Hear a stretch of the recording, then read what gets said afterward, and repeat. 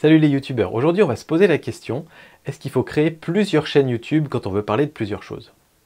Alors vaste sujet de débat, certains préfèrent mettre tout leur contenu sur une seule chaîne en se disant je veux profiter de l'audience que j'ai déjà commencé à construire et puis donc capitaliser là-dessus, et puis d'autres disent bah non, à chaque fois que je fais un sujet différent, à chaque fois que je traite de quelque chose de différent, je crée une nouvelle chaîne YouTube et parfois on peut les multiplier pour en avoir tout plein. Moi perso j'en ai 5 ou 6 des chaînes YouTube et je vous mets au défi de les retrouver.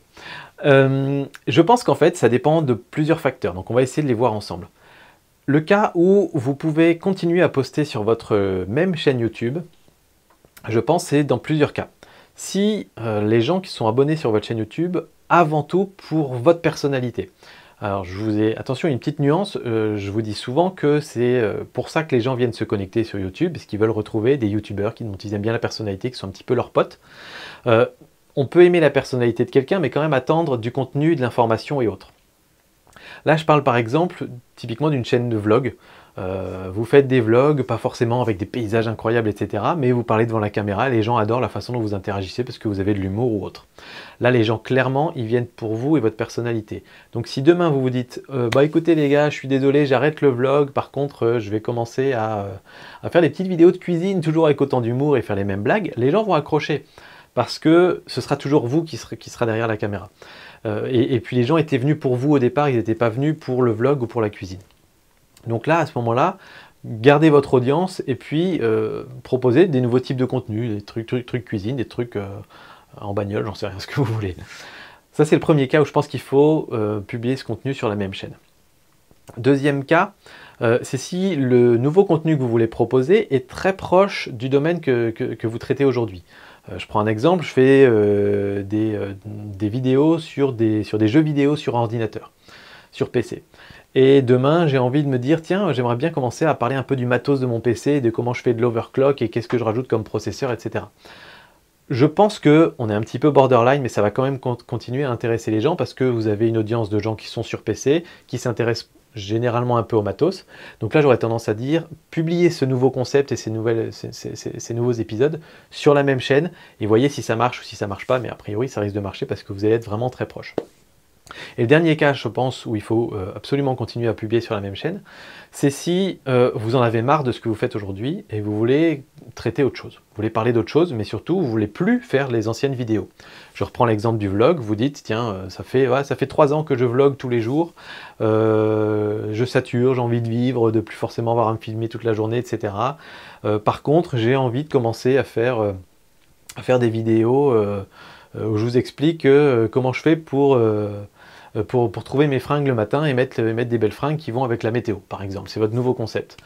Donc je vais publier qu'une vidéo par semaine, mais ce sera sur comment adapter ces fringues à la météo. Dans ce cas-là, je pense, gardez votre chaîne, puisque dans tous les cas, vous allez l'arrêter, cette chaîne. Vous allez arrêter de faire des vlogs. Donc si vous gardez cette vidéo, cette chaîne, et que vous en montez une autre, vous allez repartir de zéro ou presque.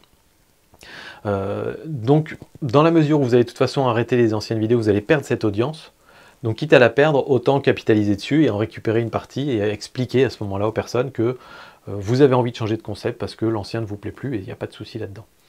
Maintenant, le cas où je pense que c'est judicieux de créer une nouvelle chaîne, c'est le cas sur lequel je me suis confronté le plus souvent, c'est quand vous voulez continuer à traiter de votre ancien sujet, mais que votre nouveau sujet est vraiment trop différent pour que ça plaise à votre audience actuelle.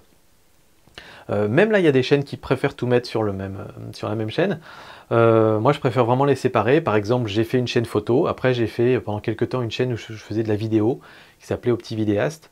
On peut imaginer que la photo et la vidéo, c'est assez proche, sauf que quand on s'intéresse un petit peu aux communautés, on voit vraiment que les photographes, pour la plupart, font pas de vidéo, et que les vidéastes, pour la plupart, font pas de photos. Donc, j'ai préféré les séparer. Puis ensuite, il y a cette chaîne maintenant sur YouTube, sur les conseils YouTube, etc., qui pour moi ne concernent pas les gens qui aiment faire de la photo ou qui aiment faire de la vidéo, donc nouvelle chaîne. Mais je crée une nouvelle chaîne parce que je continue de poster du contenu sur les anciennes. Enfin, pas celle sur la vidéo, mais les autres, je continue de poster du contenu. Par contre, si demain je refais des petits tutos sur du tournage ou sur du montage vidéo, je vais peut-être plutôt les mettre sur la chaîne du coin des youtubeurs que sur la chaîne du petit vidéaste, en fait, parce que là, ça peut commencer à intéresser des gens. Vous voyez un petit peu la nuance. Donc voilà un petit peu les circonstances, je pense, dans lesquelles il faut ou on peut créer une nouvelle chaîne.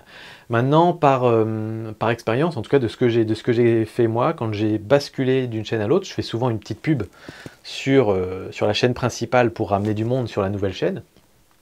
Je ne l'ai pas encore fait sur le coin des youtubeurs, donc je vous le dirai quand ce sera le cas.